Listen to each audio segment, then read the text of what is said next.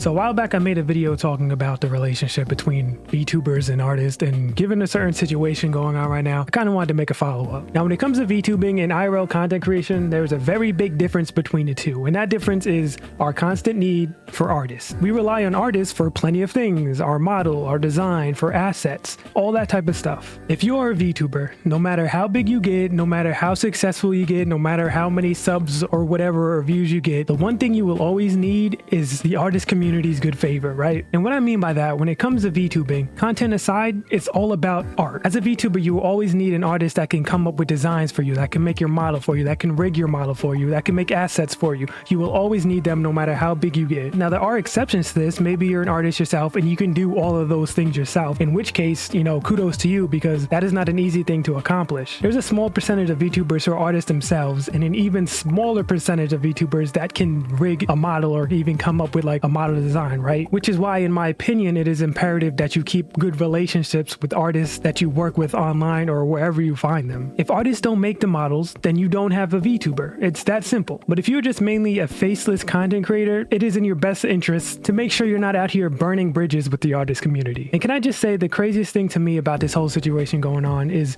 that this person is at the point in their career where I know for a fact they have enough resources to get their own model made, or even, I don't know, just something. It just doesn't make sense that they could put themselves in this type of situation, other than just sheer like irresponsibility or maybe big-headedness. It's really hard to tell, to be honest. And another crazy thing about this whole situation is, to be honest, I'm willing to bet money nothing's even going to change. The main reason this type of stuff really gets under my skin is because once upon a time I did want to do art for a living. Like I'm an artist and I like doing it for fun. It's like a hobby for me at this point. But there was once upon a time where I did want to do it for a living, but I quickly realized that making a living doing art is extremely difficult and the people who do it, they do it purely out of passion and not because they can make a lot of money, because it's hard to make a lot of money as an artist unless you know somebody or you get extremely lucky. So seeing artists get taken advantage of really like annoys me, especially an artist that just wants to provide things that people can use for free or an affordable price. So that's even more like scummy to me. And what makes this even worse is seeing it come from somebody, like I said, who absolutely has the resources to have their own model made or even just pay this artist so they can use the model. Anyway, this isn't going to be a long video, I'm sure. I just had to get it off my chest because, like I said, this stuff annoys me. I hate seeing artists getting taken advantage of. That's it for this video. Thanks for watching, and I'll talk to you next one.